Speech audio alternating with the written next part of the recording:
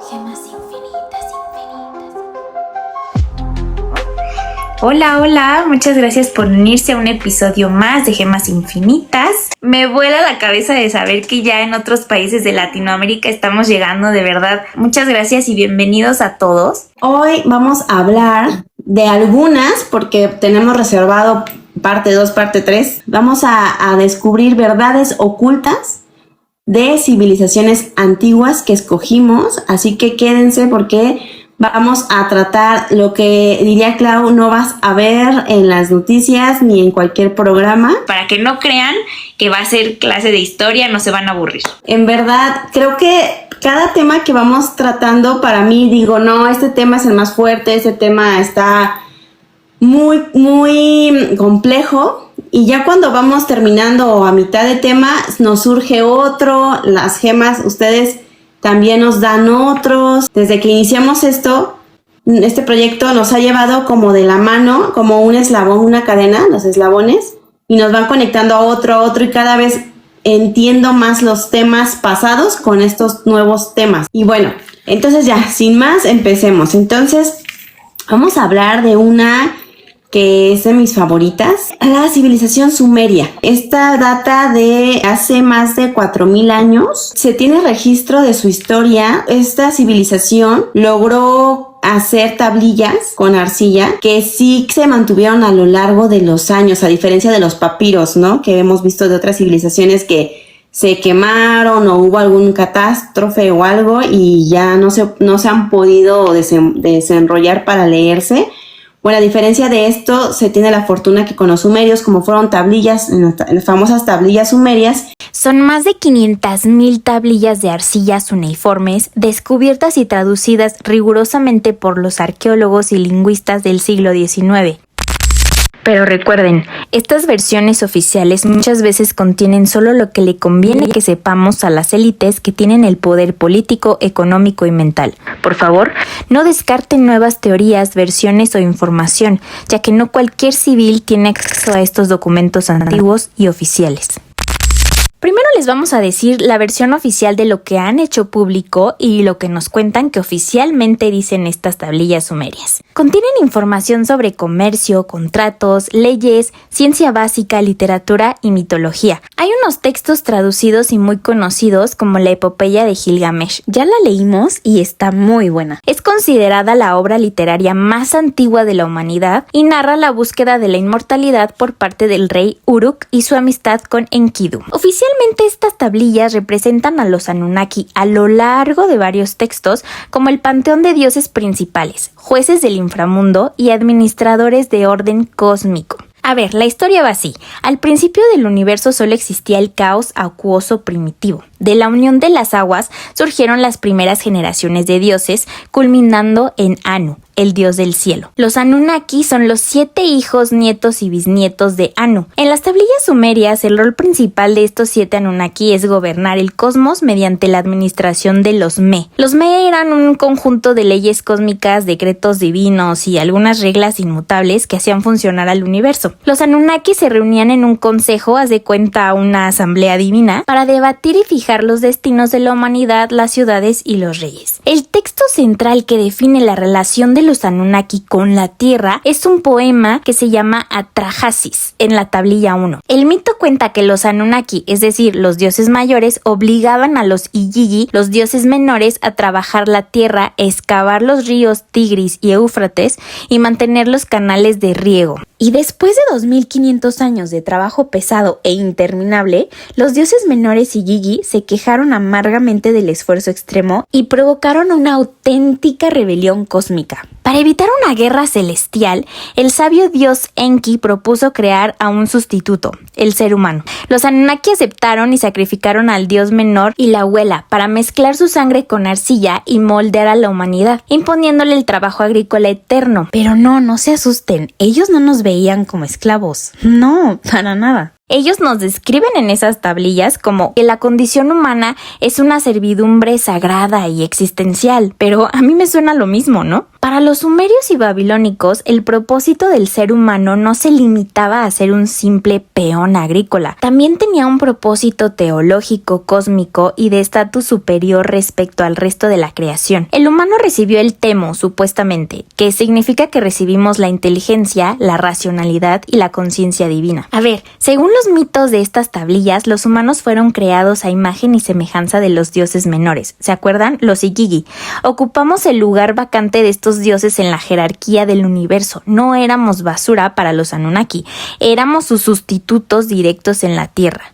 O sea que ocupamos la jerarquía de los Ikiki, que de por sí ya los veían como inferiores y hacían el trabajo pesado. Deberíamos verlo como un elogio, ¿verdad? Pero existe otra teoría muy interesante, la de Zecaria Sitchin. Y agárrense, porque esto se pone cada vez más misterioso. Él es un soviético que estudió originalmente historia económica, después se mudó a Palestina y trabajó como periodista y editor, pero luego también vivió en Nueva York y estuvo como ejecutivo de una compañía naviera de transporte marítimo. Debido a los lugares donde vivió como Palestina y su herencia cultural, siempre estuvo familiarizado con el hebreo antiguo y moderno. Sin embargo, su conocimiento sobre el idioma sumerio y la escritura cuneiforme fue completamente autodidacta. Comenzó a estudiarlos de forma independiente de su tiempo libre mientras trabajaba en la compañía naviera. Él escribió un libro muy famoso de ciencia ficción que habla de antiguos astronautas, propone el origen de la humanidad y habla de algunas civilizaciones incluyendo a los Anunnaki. Sus libros se llamaban Las Crónicas de la Tierra y el primer volumen se llama El 12º Planeta y ahorita les vamos a decir por qué. Las editoriales que venden sus libros suelen promocionarlo como uno de los pocos científicos capaces de leer las tablillas de arcilla, pero la comunidad de asiriólogos, filólogos e historiadores rechazan categóricamente su trabajo porque dicen que él ignoraba los diccionarios antiguos, utilizaba un método erróneo y le faltaba evidencia, como aquella vez que dijo que había unas tablillas secretas que nunca le habían enseñado a la humanidad. Pero es importante que sepan esto, él compraba todos los libros de estos especialistas que ya estaban traducidos al inglés, también analizaba la iconografía y los grabados que existían en estas tablillas, visitando todos los museos que ya las tenían exhibidas, como el Museo Británico de Londres, el Museo del Louvre en París y el Museo Pérgamo en Berlín. Allí se sentaba por horas a observar las tablillas y veía todos los detalles, como aquella vez que observó algo raro en los sellos cilíndricos, es decir, pequeños rodillos de piedra que usaban los sumerios para sellar sus documentos. Sitchin tuvo acceso a fotos y réplicas de este sello, lo que lo llevó a afirmar que el dibujo mostraba al Sol rodeado por 11 planetas. Hasta ahora nadie ha querido reconocer lo que él ha escrito y lo que afirma, pero esto es lo que él leía en las tablillas sumerias. Los Anunnaki vinieron desde un planeta que se llama Nibiru y que ellos fueron los que le dieron forma, como la conocemos, a la actual raza humana, que es el Homo sapiens, ¿ok? Y fueron enviados estos seres, se podría decir, extraterrestres, fueron enviados por su líder que se llama Anu y pues ordenó que vinieran, pero estos seres venían por un recurso vital, que es el oro, ¿ok? O sea, no venían como para habitar aquí, sino venían por el oro y ya estando aquí tenían unos, en su jerarquía estaban un poquito más abajo, que eran los Ejiji, que ellos eran los como jerarquía menor y los ponían a trabajar como para sacar todo este recurso del oro.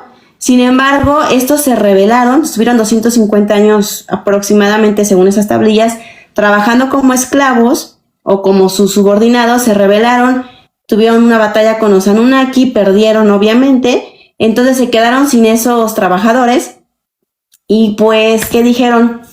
Bueno, pues ocupamos mano de obra. Vamos a ver qué hay aquí en este país, en este planeta, vamos a ver qué hay. Y pues evaluaron a las especies que había y en ese momento la más evolucionada fue el Homo erectus. En estos seres extraterrestres que enviaron, se encontraban dos principales, que eran Enlil y Enki.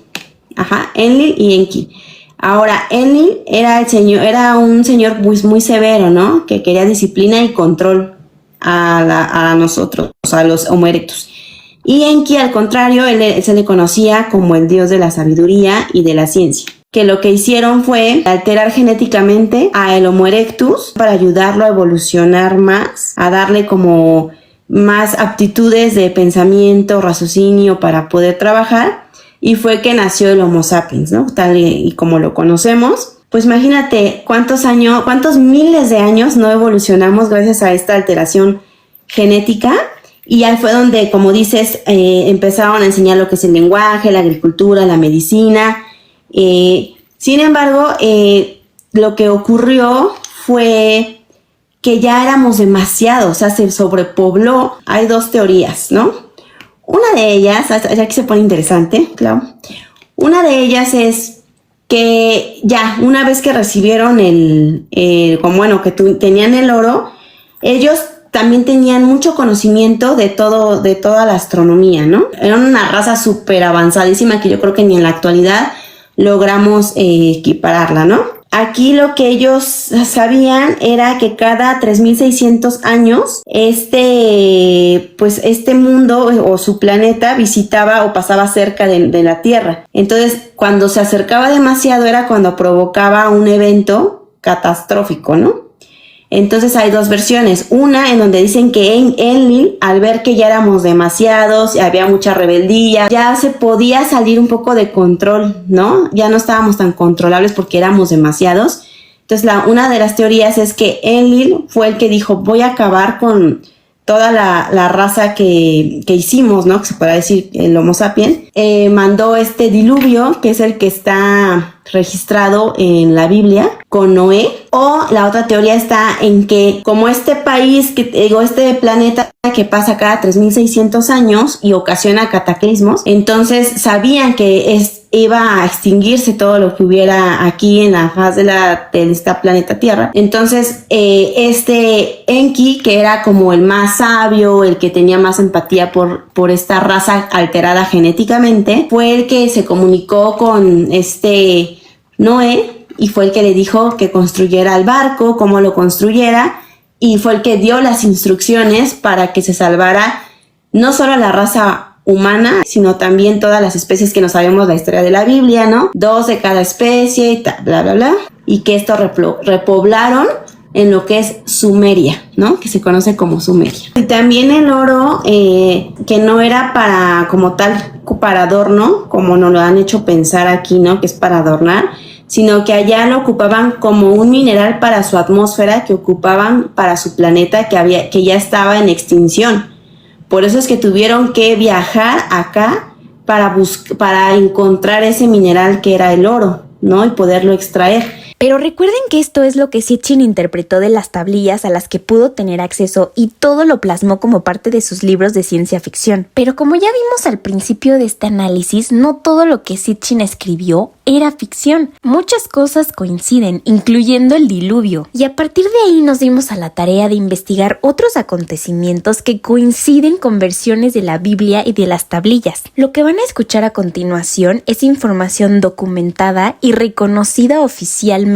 Hasta ahora les hemos mencionado 2, por si no las cacharon del todo. Primero hablamos del diluvio universal en la tablilla 11, que es igual al de Noé y su arca, y que tiene una versión sumeria que se llama Utnapishtim. Pero también coinciden en que Enlil envió plagas y sequías a la humanidad. Algo más que mencionamos es que las tablillas describen que el ser humano fue moldeado utilizando arcilla, al igual que lo dice la Biblia en el Génesis. Pero aquí les van otros detalles en donde también coinciden con la Biblia. Empecemos por el jardín primigenio. Los textos sumerios describen un lugar puro, brillante y sagrado llamado Dilmun, libre de enfermedad y muerte. Este concepto comparte un paralelismo directo con el jardín del Edén. Pero espérense, porque tenemos más. En el mito de Enki y Ninhursag, para sanar la costilla de Enki se crea a la diosa Ninti, cuyo nombre significa la mujer de la costilla. En la Biblia recordemos que Eva es creada a partir de la costilla de Adán para dar vida. Pero hay una diferencia muy grande. Los sumerios mencionan que la creación del hombre y la mujer fue al mismo tiempo y fueron creados por 2 diosas mujeres, lo cual hace más sentido, ¿no? Una se llamaba Namu. Ella recoge la arcilla y la diosa Ninmag moldea los cuerpos del hombre y la mujer al mismo tiempo. Luego, el dios Enki solo se encarga de dar el aliento de vida, pero es muy conveniente la otra versión a medias que nos da la Biblia, ¿no creen? En donde borra completamente la participación de la mujer para crear vida. Y no podíamos dejar pasar el hecho de que también había un Adán. Para los sumerios se llamaba Adapa, y en una historia el dios Anu le ofrece la comida y el agua de la vida eterna.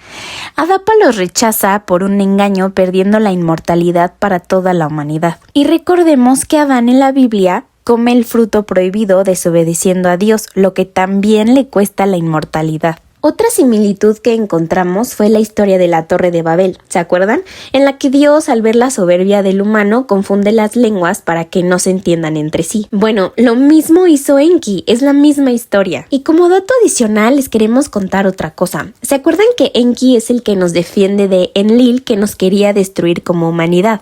Bueno, Enki es siempre representado en estas tablillas con cabeza de cabra y cuerpo extraño. Y Enlil siempre es representado con alas y mucho más relacionado con el cielo. Entonces, ¿quién realmente era el bueno y quién realmente era el malo? ¿Por qué está relacionado con todas estas similitudes satánicas de cabras y de animales? Y otra cosa, a Anu lo representaban como un toro con cuernos. Ahí viene lo bueno, que se relaciona con todo lo que hemos platicado desde ángeles y demonios y todo esto. Mira, yo tengo una pregunta.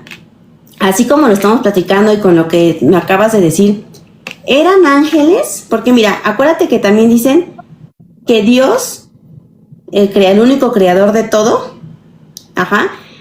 dicen que envió a unos ángeles para controlar para controlar a los ángeles caídos, porque ya estaba muy mal ya como la humanidad, y fue que envió a unos ángeles para que vieran qué onda estaba pasando, ¿no? Sin embargo, estos se corrompieron, que fue lo que vimos en el libro de Enoch, que también tú nos decías, ¿no? De los nefilis, se corrompieron, o nefilium, bueno, esos se corrompieron y fue cuando se mezclaron con las humanas y nacieron los gigantes, que es los que están dibujados ahí en Sumeria. Entonces, mi pregunta es, ¿eran ángeles que envió Dios, que son los que se corrompieron en el libro de Enoch, que son los de las alas que parecen mucho a los serafines, o son extraterrestres, que también pudiera ser que venían de otra galaxia o de otro planeta, porque en las tablillas describían que les llamaban las aves de fuego, que subían y que hacían como que aventaban humo y lumbre, que se puede equiparar a un cohete en la actualidad. Entonces, o eran ángeles de los caídos que se mezclaron, y lo que acabas de decir tú, que se mezclaron y salieron gigantes, que vemos las alas y todo eso, o eran otra civilización que sí venía en naves. Ahí está mi duda. También justo eso te iba a decir como conclusión, que yo creo que se parece muchísimo a lo que habíamos platicado en ese episodio, que también puede ser al revés, ¿no? Que si estas historias de la Biblia y del libro de Enoch tomaron esas tablillas y ellos tomaron referencia e hicieron su propia historia. Pero si me preguntas, yo sí creo que en realidad eran ángeles, y que también estos dos hermanos que tenían mucha rivalidad y que uno era más compasivo y que nos tenía más como consideración, nos trataba de entender, y otro que no, también se parece mucho a esta parte del el diablo y a lo mejor a un arcángel o Jesús, ¿no? Como que también se parece bastante. Con eso me gustaría acabar en esta de los sumerios. Bueno, yo, ¿no? Mi aportación es que dicen, ¿qué pasó con los Anunnaki? ¿Regresaron a su planeta una vez que pasó lo del diluvio? ¿O se quedaron gobernando desde lo oscuro y son los que llevan las grandes élites? Claro, uno de los principales, ¿no? Grupos, claro, porque sí, también las élites se dividen en grupos y también están como en una jerarquía, ¿no? Y a lo mejor ellos están hasta arriba, tienes razón. Sí, esa sería como la gran pregunta. ¿Se quedaron, se fueron con el oro o se quedaron aquí gobernando? Porque somos si bien no su creación, porque somos la creación de Dios también, todo es creación de Dios, pero sí nos alteraron genéticamente. Entonces, no creo que nos hayan dejado nada más así. Nos siguen observando, ¿no crees? Ah, tienes razón, ¿eh? Me gustaría volver un momento a los gigantes de Enoch, porque me acordé de un youtuber súper famoso que se llama MrBeast, que estaba dando como una conferencia en Dubai y de repente dice, antes de contestar esto, estas dos personas de aquí se pueden poner de pie, por favor, porque las he estado viendo todo el tiempo, no las puedo dejar de mirar. Son las personas más altas que he visto en toda la vida y se paran y de verdad miden como 4 metros. O sea, de por sí MrBeast es alto, mide 1.91. Imagínense estas personas que le sacan doble, o sea, miden el doble. Aquí les vamos a dejar el video. O sea, a lo mejor y sí fue algo similar y siguen aquí con nosotros y obviamente están apartados de la civilización. Ahorita que estábamos hablando de todo esto de la alteración genética, es que dicen que es claramente que nosotros no estamos adaptados a este planeta. Si te fijas, no puedes estar muchas horas bajo el sol porque te quemas. No puedes salir y mojarte, empaparte porque igual te da una hipotermia o te da gripa. O sea, a diferencia de otras especies como los osos polares, los peces o otros animales, están súper adaptados al océano, están adaptados. Sin embargo, nosotros, si te fijas, somos la única especie o la raza que está en este planeta que no estamos 100% adaptados a este planeta. Entonces también muchos dicen, es que a lo mejor somos extraterrestres. Yo no creo que 100% extraterrestres, pero sí que fuimos, nos alteraron genéticamente, sí nos volvieron como tipo su imagen, pero no estábamos tan adaptados aquí, a este planeta. Sin embargo, yo no me atrevería a decir que no pertenecemos a la creación, porque muchos dicen, no, es que ni siquiera somos de este planeta. No, porque como Clau, y qué bueno que lo dijiste, tú dijiste imagen y semejanza y comparaste todo lo que hay en este planeta a nosotros. Y claro que somos parte de aquí. Entonces ahí sí yo no me atrevería a decir como muchas teorías que dicen que somos extraterrestres 100%. No, obvio no. Sí nos ayudaron bastante, nos aceleraron miles de millones de años de evolución. Pero de que somos aquí, del planeta Tierra, y que somos una creación divina, claro que lo somos. Y para terminar con la cultura sumeria, queremos abordar un tema del que se habla muy poco, pero es demasiado importante. La guerra de Irak afectó severamente el patrimonio sumerio a través del saqueo masivo de yacimientos, la destrucción de templos y el robo de piezas únicas en el Museo Nacional de Irak. Pero lo peor es que la invasión de 2003 y los años que siguieron de guerra causaron daños invaluables en la cuna de la civilización. Hubo daños estructurales que nunca se van a poder reparar. Por ejemplo, el Sigurat de Ur quedó en medio de instalaciones militares y sufrió por la construcción y los movimientos de las tropas. Además, hubo vandalismos extremistas. A partir del año 2014, grupos extremistas demolieron a gran escala estructuras antiguas en el norte de Irak, destruyendo importantes vestigios de esta cultura. A ver, vamos a hacer un poquito de memoria. La guerra de Irak comenzó con la llamada Operación Libertad Iraquí.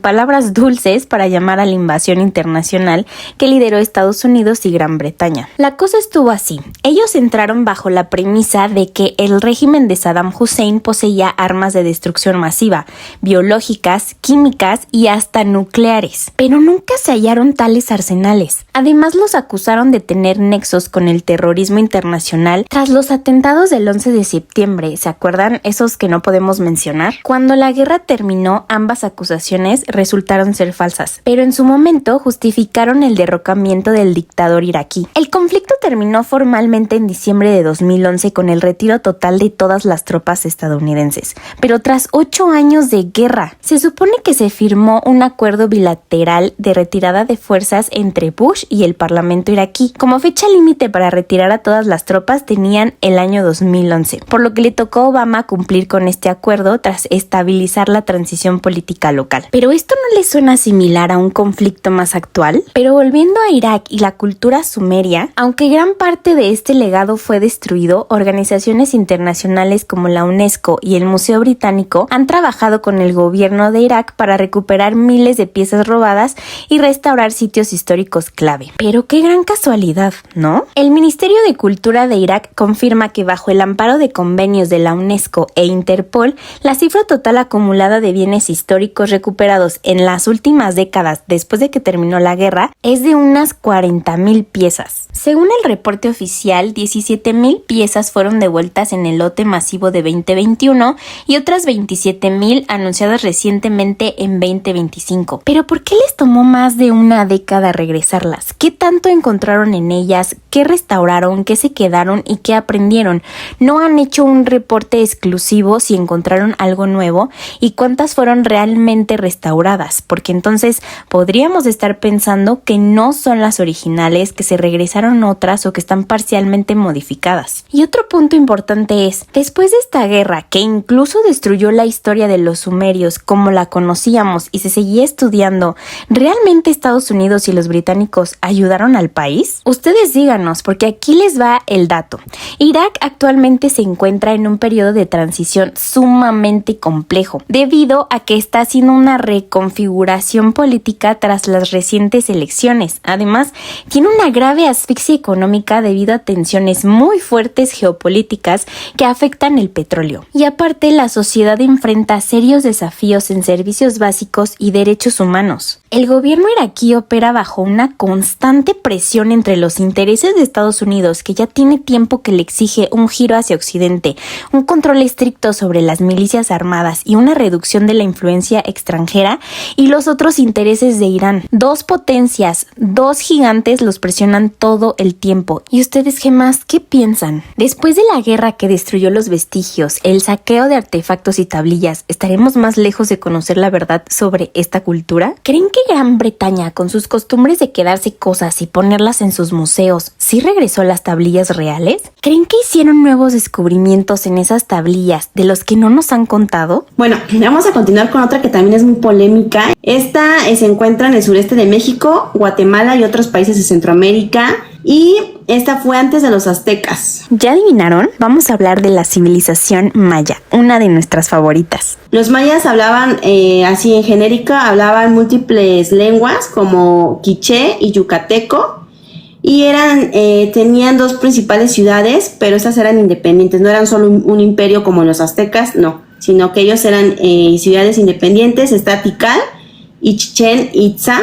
Y bueno, ellos manejaban lo que era el juego de pelota, las pirámides escalonadas y bueno, eran maestros de la astronomía, matemáticas y excelentes dentistas. Quedamos que el 21 de diciembre de 2012, recuerdan que era como el calendario maya y que decían que ya se iba a terminar el ciclo, que el fin del mundo, que si era el fin del mundo como tal o de la humanidad, ¿no? Vamos a recordar que su medición del tiempo... Recordemos que el que tenemos ahorita hubo muchas modificaciones porque pasamos de ahora sí que de un calendario a otro, ¿no? Por lo tanto dicen que hay un desfase. Pero para que entiendan lo que les vamos a explicar a continuación, vamos a hablar un poquito de por qué cambiaron los calendarios, qué es lo que pasó, cuál usamos ahorita y por qué. Todo comenzó con que en el mundo occidental se usaba el calendario juliano, creado por Julio César en el año 46 a.C.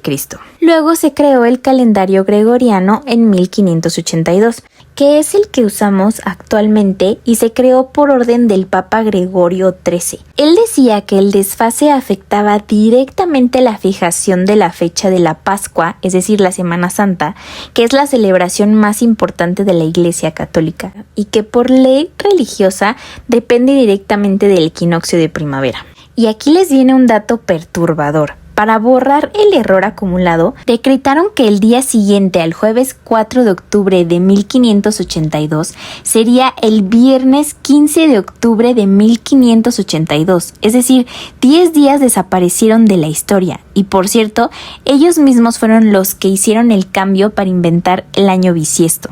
Era importante decirles esto porque ya tiene muchos siglos que el tiempo se mide y se mueve al antojo de los poderosos, porque recuerden que como les platicamos en el episodio del Vaticano, los papas y el Vaticano y la Iglesia tenían la última palabra en todo y los reyes tenían que obedecer. Entonces no se sorprendan cuando hablemos de que actualmente mueven el tiempo a su antojo, ya sea en el CERN o de otras maneras, pero esto se pone cada vez más interesante. Ahora volvamos a los mayas. Vamos a hablar del Haab, que es el calendario solar maya, ya existía más o menos desde el año 550 a.C. El año solar, que es un año trópico, es el tiempo que tarda la Tierra en dar una vuelta completa alrededor del Sol, medido de un equinoccio de primavera al siguiente. Y aquí viene lo interesante. Todos estos calendarios tienen un desfase mínimo, pero importante, en cómo miden el tiempo respecto a un año trópico. Por ejemplo, el calendario juliano tiene 11 minutos más por año, es decir, va más lento. El gregoriano tiene más 26 segundos por año, es casi exacto, pero el Haab, el solar maya, tiene menos 6 horas por año, es decir, va mucho más rápido, su año termina antes. Pero es justo decir que los mayas tenían 3 calendarios que se acomodaban justamente como engranajes e iban moviéndose unos a otros. El primer calendario se usaba para los rituales, el segundo se usaba para las estaciones del año y las siembras, y el tercero era el más largo y el más exacto. Se llamaba cuenta larga. Era matemáticamente perfecto y la prueba es que eran capaces de predecir eclipses y otros eventos astronómicos a lo largo de miles de años después de que existió esta civilización. Pero entonces, si era matemáticamente perfecto, ¿por qué también se desfasaba? Lo que sucede es que los mayas para la creación del cuenta larga no tomaban en cuenta las estaciones del año ni el año trópico. Ellos crearon un conteo de días específico y matemático que se basaba en el movimiento de los planetas y la aritmética, lo que significa algo extraordinario, que los mayas entendían que el tiempo no pasa de la misma manera en el espacio que en el planeta Tierra. Por eso crearon distintos calendarios. Recuerden que esto ya se los explicamos a fondo en el episodio de viajes en el tiempo. Pero en resumen, los conceptos de astrofísica moderna y la relatividad nos hacen entender que efectivamente el tiempo en el espacio pasa de manera diferente debido a la gravedad. Igualito a la película de Interestelar, ¿se acuerdan? Pero hay algo todavía más interesante acerca del calendario cuenta larga. Este asombroso calendario les permitía saber cuándo era el cierre de un microciclo cósmico y el nacimiento de una nueva era. Hay una frecuencia que cambia cada 5125 años, que no sé si recuerdas, ahora que hicimos lo de el apocalipsis, hablábamos también de este término, ¿no? De entre 6000 años y 7000. Bueno, aquí los mayas lo que decían era que hay una frecuencia, ahora sí que a nivel planetario o de galaxia, que cambia cada 5125 años. Coincide, ¿no?, con el término, imagínate. Y el cómputo que hicieron en 2012 está retrasado por el cambio que hubo de calendarios, está retrasado por 12 a 14 años. Pero ya existe una fecha exacta. Según el GMT correlación que inventaron Joseph Goodman, Juan Martínez y Eric Thompson, que ellos son la máxima autoridad para hablar del calendario maya, de acuerdo a que llevan muchas décadas estudiándolo y cada uno tiene su especialidad, pues dicen que será el 25 de agosto de 2026. Y nosotras queríamos saber cómo es que llegaron a esta fecha, cómo se desfasa tanto del 2012, el 21 de diciembre de 2012, al 25 de agosto de 2026. Hace un poco más de sentido porque recuerden que el calendario maya marcó el inicio del último ciclo como el día 11 de agosto del año 311 a.C. Este equipo está conformado por un empresario y periodista, un erudito y lingüista yucateco y un reconocido arqueólogo y etnógrafo británico. Para determinar la fecha usaron aritmética modular o de residuos, usando múltiplos exactos de 260 días con base en esta fecha original. Y a ver, no es que estemos diciendo que oficialmente se acerca el fin del mundo o que viene un apocalipsis. Estamos diciendo que lo que nos dicen oficialmente en esas traducciones es que los mayas lo veían como una nueva era, algo que comienza, que se reinicia el conteo desde cero. ¿Pero qué creen? Omitieron decirnos que en las traducciones mayas ellos no tenían un equivalente a la palabra apocalipsis. Ellos tenían la palabra sus, que se puede usar para describir algo que se cierra, que se completa o que se dobla. Y nosotras ya les hemos hablado mucho de cómo funciona la manipulación del tiempo y de cómo las élites aprendieron a manipularlo. Solo se puede doblar usando la gravedad. Es increíble pensar que los mayas ya utilizaban este término y que tenían tanto conocimiento del tiempo, pero espérense, porque se pone mejor. A diferencia de nuestro actual calendario gregoriano, los mayas no veían el tiempo como una línea recta que tiene un principio y un fin, sino como una espiral infinita infinita de ciclos que se repiten. Y esto es algo que también ya les habíamos dicho en nuestro episodio de viajes en el tiempo y cómo funciona el tiempo. Les hablamos de esta teoría moderna en la que con la tecnología actual se ha llegado a entender que el tiempo no funciona en línea recta y que no hay un pasado, presente y futuro, sino que es un ciclo, es como una espiral que se repite y que nosotros podríamos estar pasando de un lugar a otro. Es increíble pensar que los mayas tenían tanta sabiduría y tanto conocimiento astronómico que también lo entendían así, pero quédense con esta idea para lo siguiente que les vamos a contar. Hablemos del colapso maya. La versión oficial es que los españoles llegaron a conquistar ciudad por ciudad todos los estados y reinos independientes que componían a la cultura maya, y que sus mentes europeas los hacían tan grandes estrategas que poco a poco fueron conquistando el territorio que equivalía a 4 países, utilizando el principal y más grande defecto de los mayas, que no se consideraban un imperio completo y tenían muchísimos problemas políticos entre sí, por lo que ir haciendo amigos y enemigos uniéndose en contra de las demás ciudades y los otros políticos fue una estrategia sencilla de aplicar. ¿Pero qué creen? Hay muchísimas inconsistencias en la historia. Para empezar, dicen que los españoles se tardaron 180 años en conquistar todo el territorio maya. Además de que esta es una cantidad ridícula de años en la que es imposible que los mayas no se hayan dado cuenta de las verdaderas intenciones de los españoles, hay muchas inconsistencias más. Por ejemplo, cuando los españoles llegaron por primera vez,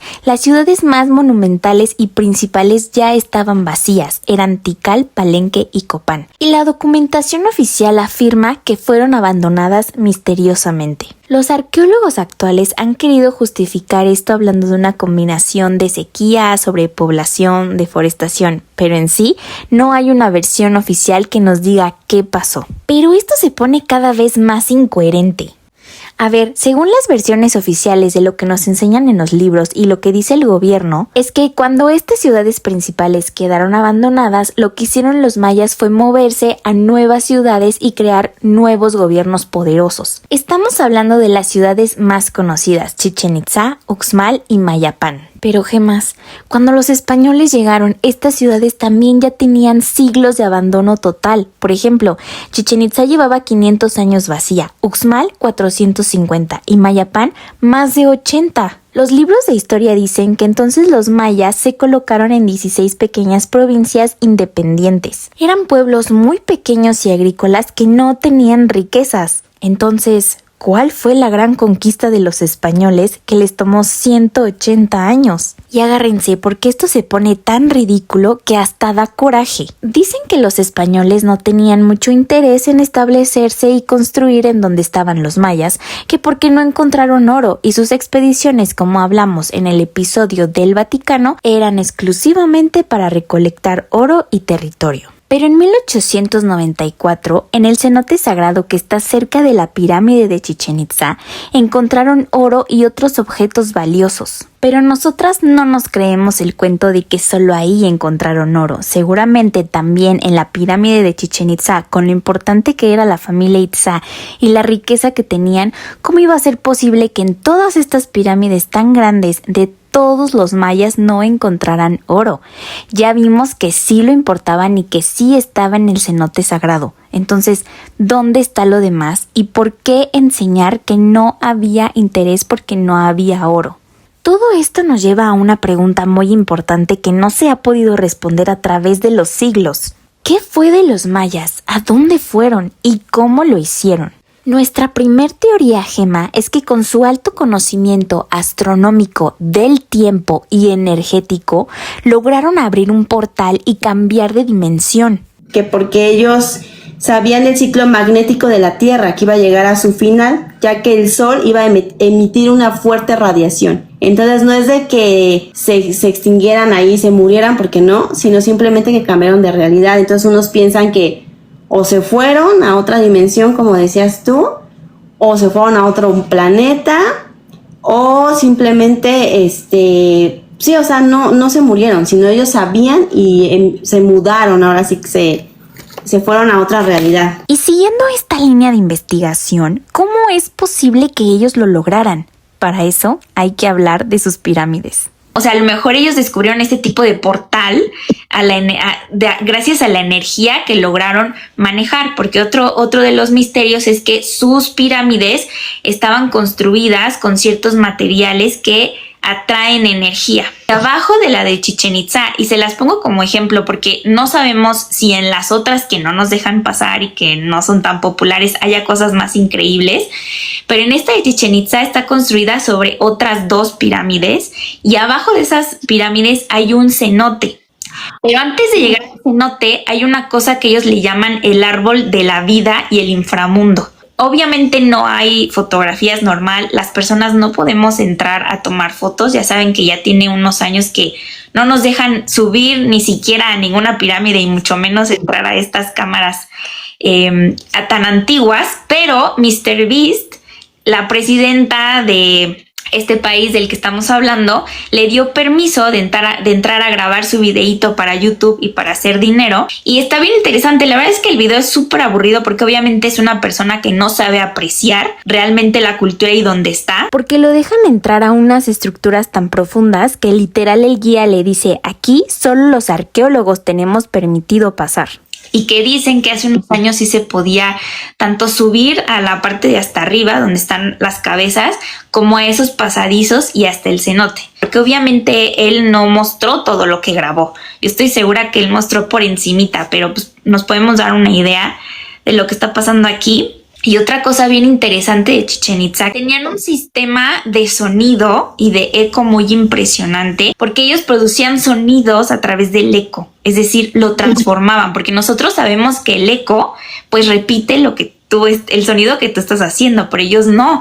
Entonces, por ejemplo, en la pirámide de Chichén Itzá, tú te paras de frente a ella y aplaudes y lo que se escucha es el sonido del canto del quetzal.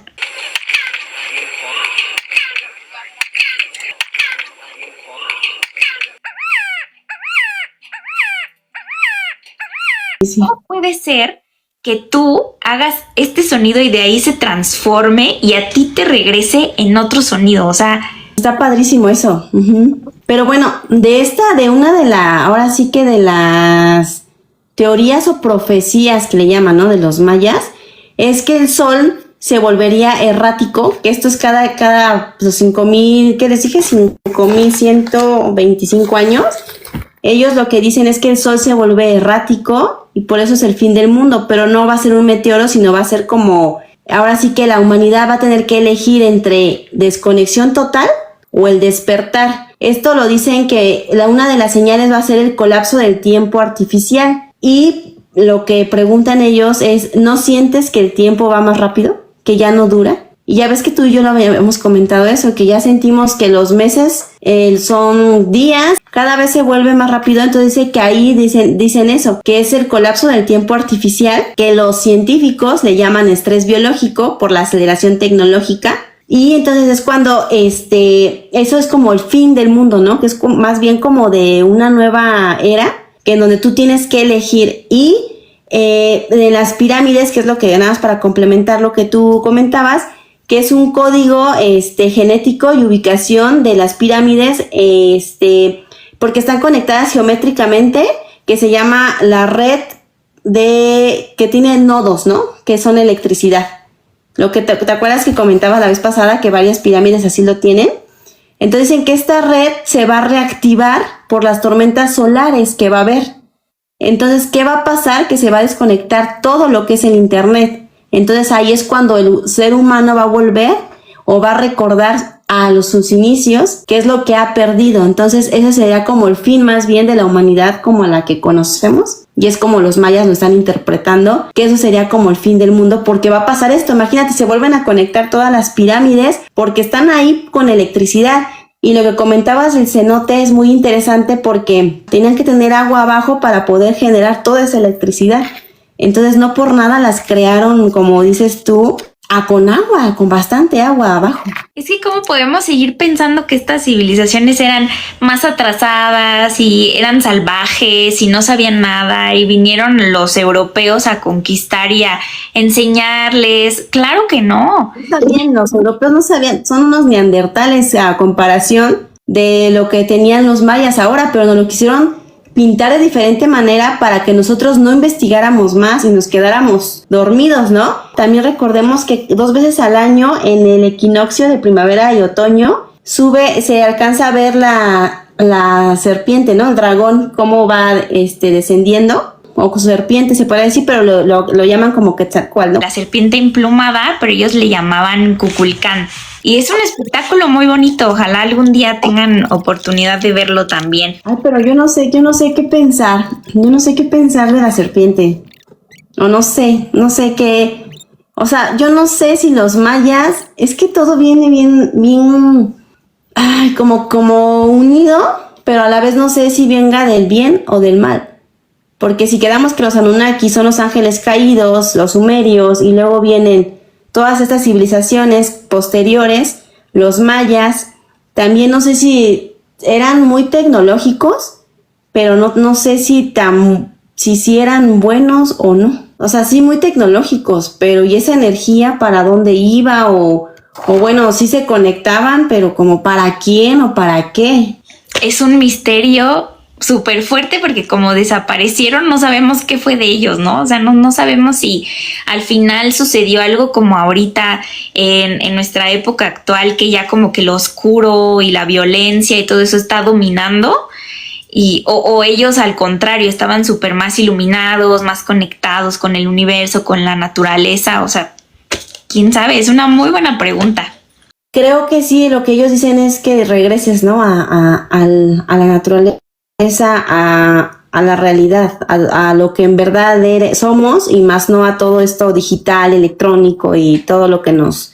Entonces sí, creo que ahorita ya me lo contestaste. Yo creo que sí eran más espirituales, y yo creo que sí estaban más con la naturaleza, a respetarla, y sí, me imagino que sí, no eran adoradores de estos dioses caídos, bueno, ángeles caídos. Y también nosotras decíamos sobre una teoría que yo tengo, que todo vuelve a comenzar, y en este mismo planeta, pero la civilización vuelve a comenzar, ¿no? O sea, por eso las más, como los mayas que estamos hablando ahorita, que están mucho más avanzados, mucho más conectados con la luz, con la naturaleza, con respetar lo que ya existe en lugar de querer destruirlo. Esas son las más avanzadas, y luego volvemos a empezar con la era, ¿cómo se llamaba? La era de piedra, la revolución industrial, que solo se dedica, a partir de ahí nos dedicamos a destruir lo que hay en este planeta, todos los recursos. Porque yo soy de las personas que no les cree la parte de que hacían sus rituales y mataban a gente todo el mundo, porque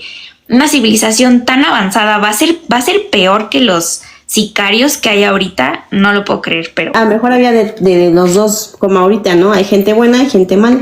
Bueno, la última verdad oculta se relaciona directamente con la siguiente civilización de la que vamos a hablar. Resulta que existe una fascinante investigadora, Ruth Rodríguez. A través de años de investigaciones, ella escribió un libro que se llama Relaciones Ancestrales de Preamérica y Egipto. Y aquí les vamos a pedir un gran favor. Hemos buscado este libro por todas partes, pero ya no está a la venta en ningún lado. Así que si nos pueden ayudar a conseguirlo, o nos lo pueden vender si ustedes lo tienen, nos ayudaría muchísimo. En su libro ella plasma distintas investigaciones, pero vamos a ir poco a poco. Para empezar, ella encontró relaciones fonéticas entre las palabras mayas y las egipcias. No se escriben igual, pero se pronuncian igual y significan lo mismo. También encontró personajes muy importantes en la historia egipcia que pertenecen al pueblo maya, y se utiliza la palabra maya para describirlos. Por ejemplo, había un maya en la corte de Tutankamón y un sacerdote muy importante de origen maya en el templo de Amón-Ra. Gracias a sus investigaciones plasmadas en este libro, podemos comprobar, y está documentado, que los mayas y los egipcios se conocían, compartían cultura y conocimientos. Como todos sabemos, los mayas no eran guerreros, eran pacíficos e intelectuales, y se dice que viajaron por todo el mundo recolectando información y compartiendo sus conocimientos. Ahora sí, de aquí vámonos a la otra cultura, los egipcios. Primero vamos a hacer un breve repaso sobre su historia, porque es fascinante la forma en que vivían. entendían. Su cultura era demasiado avanzada para su tiempo. El antiguo Egipto, que fue como lo primero que existió, no lo de cuando ya vino Cleopatra y todo eso, acuérdense que las pirámides de Giza y las primeras pirámides que están allá se construyeron mucho antes de la época de Cleopatra, ¿ok? Entonces estamos hablando de ese Egipto antiguo, pero más antiguo de lo que se imaginaban. Primero lo podemos localizar en lo que ahorita sería Egipto y Sudán. Y este imperio dominó su propio territorio porque saben que todo se llama de acuerdo a lo que te adueñaste y tú le pusiste tu nombre, ¿no? Entonces, todo esto que ellos dominaban y le llamaron Egipto, lo conservaron por 3,000 años. Ellos, su forma de vivir, su estructura social, su estructura de todo lo que hacían era el equilibrio. Ellos le llamaban Mat. Entonces la estructura social tenía su base en la educación, en todo, siempre el equilibrio, es decir, la balanza. Todo justo, ¿no? Todo debe ser justo para todos. Desde entonces ya existía, por ejemplo, los servicios de salud eran públicos. Todo el mundo tenía acceso a lo que descubrían de la salud, de la biología, de los medicamentos. Y luego ellos también hacían huelgas porque ellos siempre exigían que el faraón mantuviera ese equilibrio a todos. El hombre y la mujer eran iguales ante la ley y ante la salud pública. Los impuestos eran demasiado altos. Claro, para poder hacer todas estas estructuras y todas estas excentricidades que tenían los faraones, pues era de esperarse. Y luego decían que también se podían divorciar las parejas, o sea, estaban demasiado... Muy avanzados, ¿no? Sí, yo creo que ahorita más bien ya retrocedimos en el tiempo, o sea, ellos estaban demasiado avanzados. También estaban avanzados en ciencias, en matemáticas, en medicina. Ellos hicieron el primer tratado de medicina. Ellos estaban muy avanzados en el diagnóstico de enfermedades, pero lo único raro es que sí tenían curas y sí hacían cirugías desde entonces. O sea, imagínate, ponían prótesis del hueso, también dentales como los mayas, o sea, ahí ya los vamos juntando más, pero ellos metían mucho todavía magia y espiritualidad en sus tratamientos. No era como ahorita que las farmacéuticas te venden de todo, ¿no? O sea, ellos sí conservaban esa parte que hemos hablado mucho nosotras. De la somatización y todo esto, ellos sí estaban muy en contacto también con que lo espiritual podía sanar, ¿no? No como ahorita que te sanan, pero te enferman otra cosa para que nunca se acabe el mercado de las farmacéuticas. Ellos sí lo hacían e incluían mucho la espiritualidad. Y recordemos que ellos también hicieron lo que es la escritura, la jeroglífica, que es la que llevaba signos y combinaban imágenes con símbolos. Nos hicieron creer a todos que las pirámides eran tumbas, cuando es algo totalmente tonto y absurdo. ¿Por qué no? Retomando lo de hace rato, también aquí, y siendo civilizaciones tan distantes, aunque como dices tú, tenían siempre algo en común, a lo mejor ahorita la maya con la de Egipto, pero aquí están viendo que, por ejemplo, las más importantes, ¿no? Que es la pirámide de Giza o los templos de Kuror y Karnak. También comentan que en estas pirámides había cuarzo, o sea, lo que tenían estas era una central eléctrica y que únicamente lo que hicieron fue apagarlo porque en el interior dicen que tiene granito rojo que contiene cuarzo, el cual bajo presión va a generar electricidad. Entonces dice que construyeron un condensador que prueba, ahora sí que proveía de batería a toda como la ciudad, que dicen que es lo que estaba trabajando Tesla. Ya ves que hizo la torre y dicen que con eso iba a tener electricidad gratuita a toda la comunidad o la sociedad, pero pues lamentablemente fue cuando falleció y el gobierno de Estados Unidos pues le confiscó toda esta información, ¿no?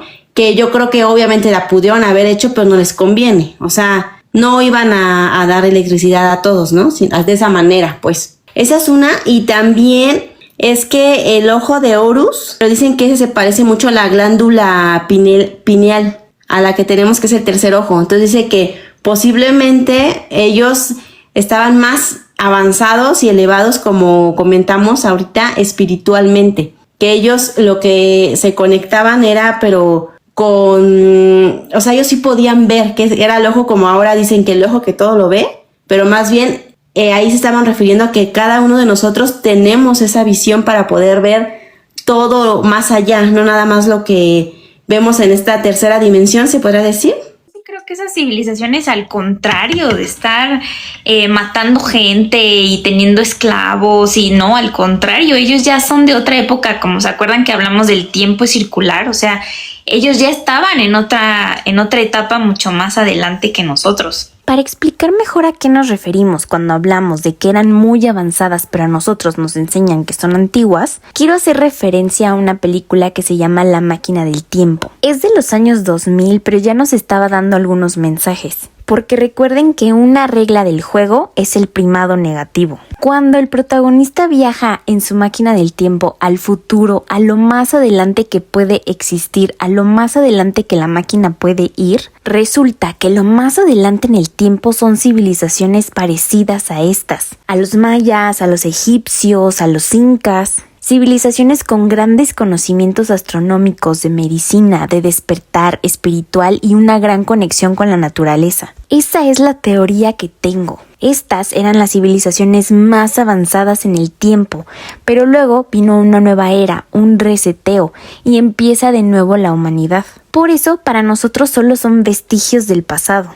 Y yo creo que ellos fueron como los últimos que quedaron vestigios de ellos, pero yo creo que hubo otras anteriores que de plano, como se ha estado depurando el planeta, ya no quedó nada, y de estas nos quedaron porque son como las más actuales para nosotros, pero ya eran las más evolucionadas, ¿no? Bien dices, que para nosotros, es que nosotros lo estamos viendo como que nosotros es un tiempo lineal, ¿no? Pero no estamos viendo que ya se acabó el mundo varias veces, la humanidad, y que volvió a resurgir. Más bien ellas eran como las más elevadas. ¿Qué tecnología sí tenían?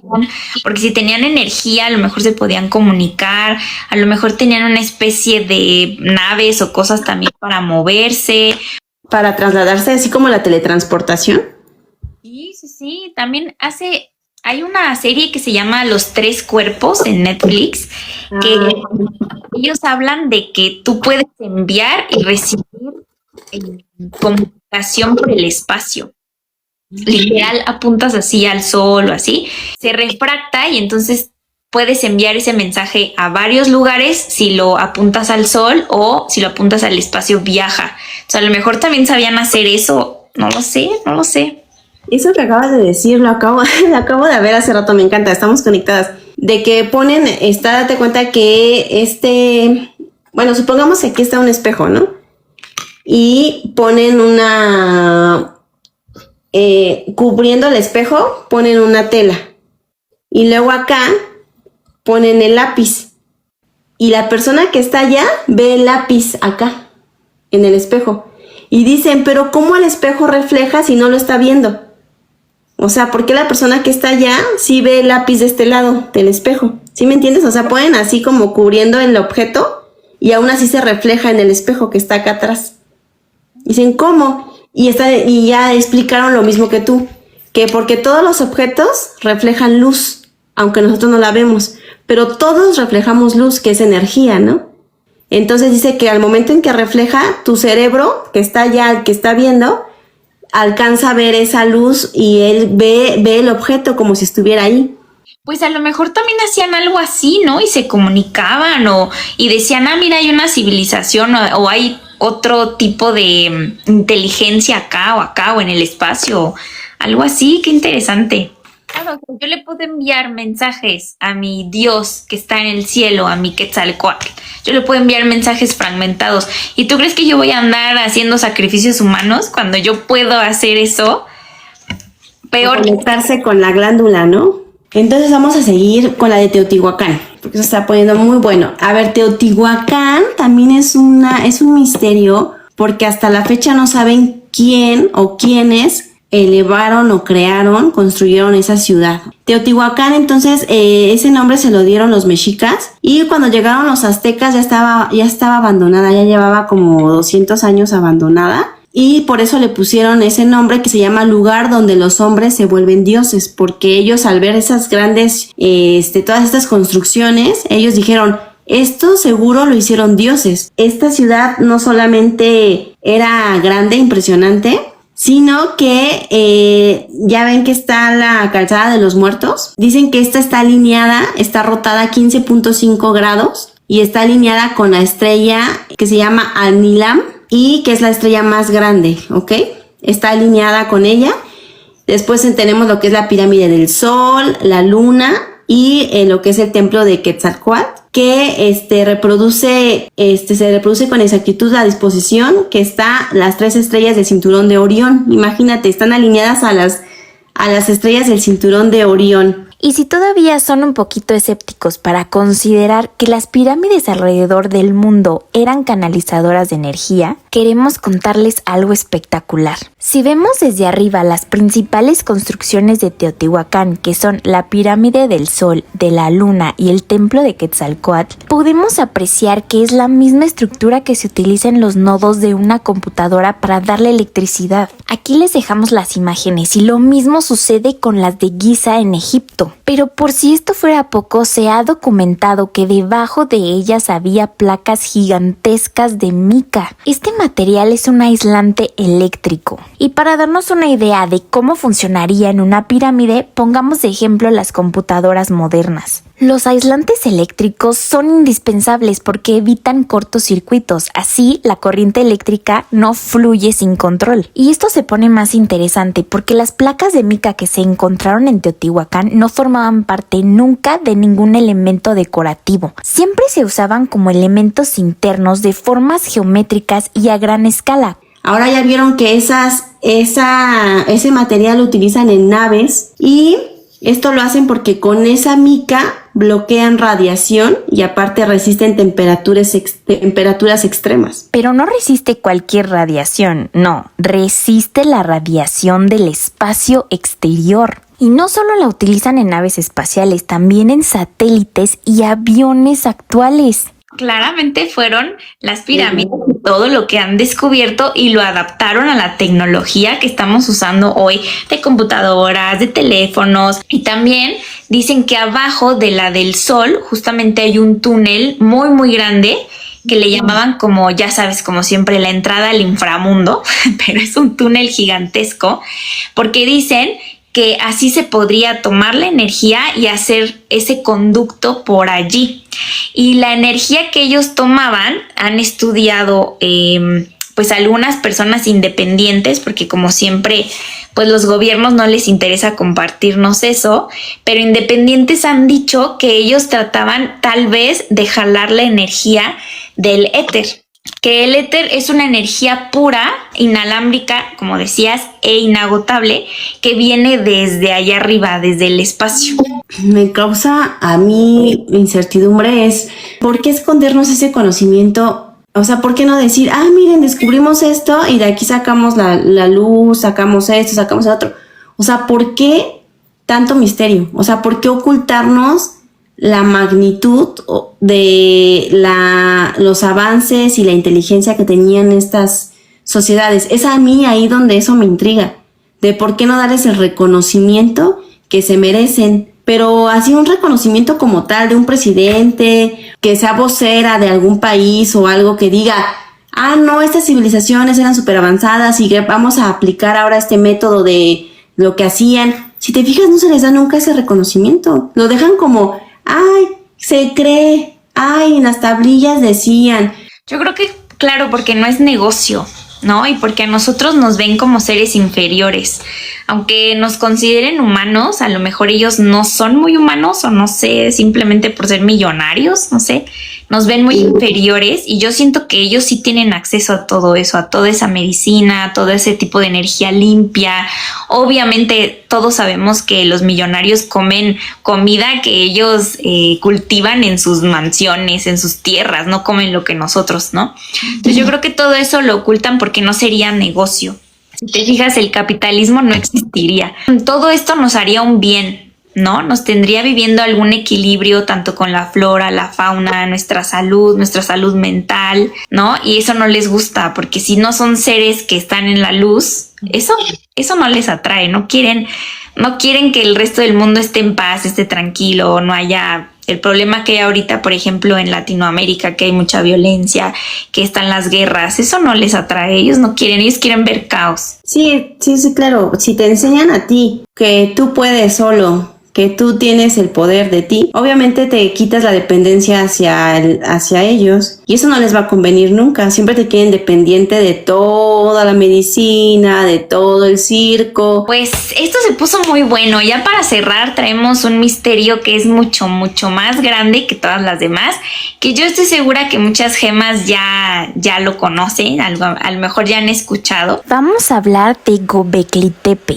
que se encuentra en la actual Turquía y Siria. Y como les decía, está bien raro que estos lugares en donde comenzó la vida, donde comenzó el conocimiento, donde se comenzó a entender el humano y la civilización, son los que más estén en guerra ahorita, porque alguien quiere ser dueño de esos lugares. Es la realidad. Por eso, o sea, pueden decir que son terros, iristas, pueden decir que es una cuestión, no sé, de religión, pero la realidad es que quieren el territorio, ¿no? Y no me hagan empezar con Groenlandia, porque claramente por algo se están peleando. Lo más interesante es que, de acuerdo a las pruebas que hacen los arqueólogos para saber de cuándo vivió esa civilización en la Tierra, dicen que fue hace 12,000 o 13,000 años más o menos.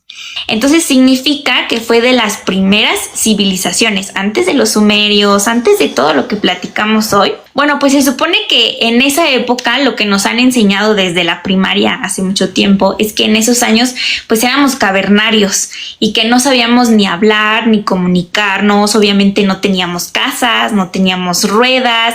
Apenas mucho tiempo después empezamos a descubrir el fuego. Mucho tiempo después empezamos a descubrir pues que se podía comer la carne de otra manera gracias al fuego. Pero resulta que Göbekli Tepe te cuenta otra historia. Ellos, en todas sus estructuras que encontraron y que están con su especie de como sí jeroglíficos, ya se nota que ellos ya tenían la rueda, ellos ya tenían conocimientos astrales, ellos tienen hasta grabados animales que no vivían en esa región. Y aparte no están así como dibujados como en Egipto, están en 3D, o sea, son como esculturas pegadas a los muros, mucho más, o sea, yo creo que eso no se ve en otras culturas. Yo creo que no se ha visto ni en las que hemos hablado hoy. No me lo van a creer, pero también hablaban de astronomía y también estaban reconociendo las estrellas y constelaciones. Toda la historia a partir de esto cambia y de pronto se van encontrando no solo con las chocitas.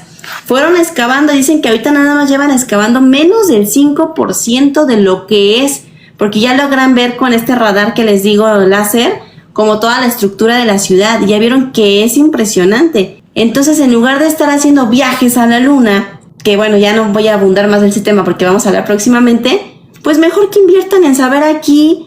Bueno, que también lo hacen, Clau, más bien no nos avisan, no nos dicen y no lo hacen público y nada más se quedan con la información, y se quedan con la información para puras maldades, ¿verdad? Porque no para cosas buenas. Y dicen que en sus cinturones, porque había como cinturones grabados también, muestran símbolos, pero ¿qué crees? De varias civilizaciones. Y lo más impresionante también es que dicen que fue enterrada o sepultada de manera, o sea, adrede. Pero no saben por qué, si fue porque iba a haber un catástrofe o algo así que la querían como proteger, o más bien la querían ocultar. Ya con todo esto, ya con toda esta información que tenemos y así, ¿cómo lo ves relacionado al creador después de ver toda esta evolución de las civilizaciones y de la creación humana? O sea, ¿tú cómo ahí ves que Dios esté presente? Es una pregunta fascinante porque después de todo lo que investigamos y de la información que tenemos, que no pudimos decir toda hoy, pero tratamos de abarcar lo más que se pudo en un solo episodio, se ve claramente una correlación entre los mitos y origen de la humanidad y dioses entre todas estas culturas. Uno de los ejemplos que más me impresionó y que me voló la cabeza y que no lo podía creer fueron las similitudes entre Jesucristo y el dios Osiris de Egipto. Y solo por mencionar algunas, por ejemplo, ambos están relacionando la historia con la muerte y la resurrección. Ambos fueron traicionados por un allegado. Ambos se relacionan con el juicio y la salvación y se representan como que son el camino para que los seguidores alcancen la salvación y la vida eterna. Ambos vinculan el trigo o el pan como representación de su cuerpo y que debe ser compartido. Ambos nacimientos fueron proclamados por alguien del mundo terrenal y por voces divinas, es decir, fueron anunciados. Entonces esto me hace pensar que algo de cierto hay en toda la religión y en todas las creencias religiosas relacionadas sobre todo con el catolicismo, pero que ocurrió en otro tiempo, no fue exactamente en los años que nos dijeron, a lo mejor fue desde antes de los sumerios. Es decir, el verdadero primer contacto, como lo leemos en la Biblia o en los sumerios o en los egipcios, fue hace mucho más tiempo de lo que nos explican. Pero esta conexión religiosa que se siente cuando lo encuentras, tal vez solo ha ido transformándose y adaptándose a las regiones, pero la historia es la misma porque tal vez eso es lo que realmente sucedió. Pero también es impresionante entender que todas estas culturas antiguas se relacionan mucho más con el catolicismo que con otras religiones como el judaísmo o el islam tal vez, porque si tú buscas relacionar esas antiguas civilizaciones con ellos, te va a costar mucho más trabajo, casi no hay. Entonces creo que este análisis es demasiado importante para entender muchas verdades sobre la religión, sobre el creador, sobre la fuente. Y ahora entiendo por qué se han dedicado a ocultarlo, porque ahí está la verdad. Y como este mundo está creado por el demiurgo para alejarnos de la chispa divina, vuelve todo a lo que siempre les decimos, el despertar conciencia y el acercarte a la luz, porque si se fijan de una manera u otra, siempre ha estado esta figura que nos quiere guiar hacia la luz y que nos quiere ayudar y que nos quiere ver bien. Porque acuérdense que quien te promete poder, éxito y dinero es el diablo. Es Satanás, no es Dios. Dios jamás te va a prometer eso porque no lo necesitas en la verdadera dimensión, en afuera de la Matrix. Entonces lo que realmente es divino siempre va a querer guiarte hacia el otro camino, hacia la luz, hacia el camino que te saque de la prisión perfecta que hizo el demiurgo o el ángel caído o como le podamos llamar. Sí, claro. Entonces, la clave estaría...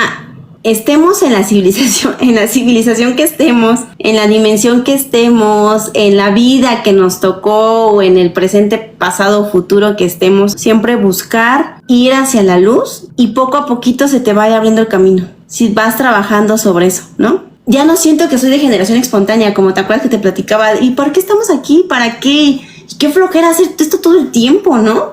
Ya no. Ahora como que ya digo, esto es más interesante de lo que me dijeron y creo que eso me hace pues todavía ver con más amor al creador, ¿no? Llámese como se le llame, pero sí, Clau, muy bien, siempre hay que ir hacia la espiritualidad y ojalá coincidamos en la otra vida, Clau, Gema, y hagamos otro podcast así, aunque sea telepáticamente.